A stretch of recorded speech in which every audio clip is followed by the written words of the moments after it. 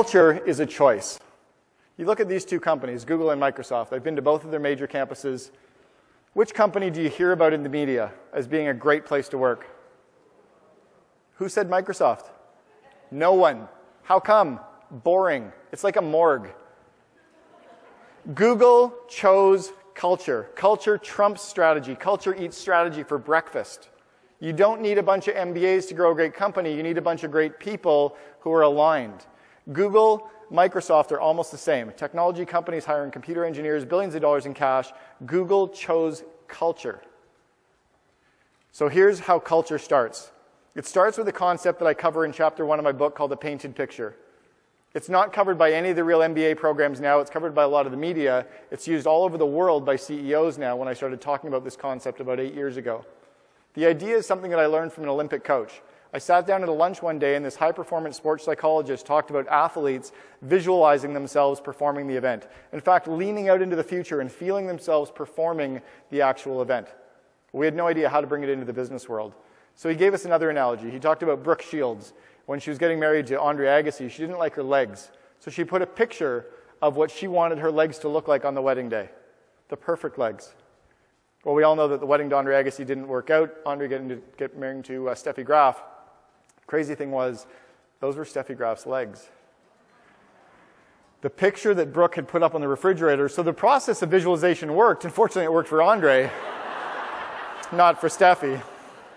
We still had no idea, how do you bring it into the business world? So he talked about contractors who essentially take drawings from the homeowner. People that want to build a home or do a renovation take pictures out of magazines, photos from their friends' houses when they're not looking. And they take all these sketches and drawings and we hand it to a contractor and we go, build us this. Well, the contractor takes all those pictures and goes off and what does he do with them? Gets blueprints done. The blueprints is the plan to make the vision happen. Well, then you take the plan and you hand it to the employees, the workers, and they can recreate the homeowner's dream. See, the problem in companies and in organizations and even in our families is we don't have a vision that's written up in a way that everybody can read so that we can all see what's going on in our mind. Your vision needs to trickle down to the employees. You got to get out of the box to write it. You can't sit in your office and write a painted picture. You've got to go somewhere where you're inspired, somewhere around nature. Go sit at a park or up in the mountains or at the lake. Go sit somewhere and just relax. Do a mind map. Take a notepad, turn it in landscape mode, and just jot down ideas of what your business looks like 3 years in the future. If you're a CEO, I teach them to think about operations and finance and IT and marketing and sales and describe those business areas as if you've gone into a time machine and you're looking around at it right now in the present. Describe it in the present moment. If you're there in the future, you don't know how it happened. You just know what it looks like. So describe what it looks like, then bring that vision back, and your team will figure out how. So your first step is get all the bullet points written up, and then you write it up into a paragraph style. Now, our role, again, as CEOs is not to be a great writer. So once you get it written up into a rough draft, you can give it to a writer who can really make it pop off the page. And then you can get some graphic design elements added to it. This is a CEO of a bilingual preschool company. So they use little illustrations that look like they were done with crayons to make each of the paragraphs of their painted picture come to life. Your painted picture has to be like a magnet. It has to attract people to your vision. People have to go, oh my God, I want to be a part of this. It was one of the tips I got from a friend of mine, Tim Ferriss, who wrote The 4-Hour Workweek. We were talking, having drinks in Vancouver at my place, and I was getting ready to do my TED Talk, and he said, you've got to piss some people off. He said, if you go out there and just deliver a speech that everybody loves, no one will love it. You've got to polarize. You've got to attract a whole bunch of people like a magnet, and a whole bunch of people hate you. Well, that's what happened. If you're kind of a capitalist or you like business, you love my talk about raising entrepreneurial kids. But if you're more of a socialist or you're a little bit on the left or you're a lawyer or a teacher, you think I'm the Antichrist. I'm okay with that. Because my role is to kind of get people to talk about this thing. Well, the painted picture is the same thing, but like a magnet, it also has to repel. Your painted picture has to repel a few people. When I was writing this talk about 5 years ago, I was coaching a company in Vancouver that later became the #2 company to work for in Canada, in BC. I also coached the #1 company that same year in BC. So CityMax and Nurse Next Door were clients. CityMax, we took all of his employees off site, ran this presentation. Dean stood up at the end and he read his painted picture. He said, 15% of you hate what you just heard. He said, that's okay, because it's probably the right time for you to quit to make room for the rest of us who really are vibrating in our seats right now and excited about the future.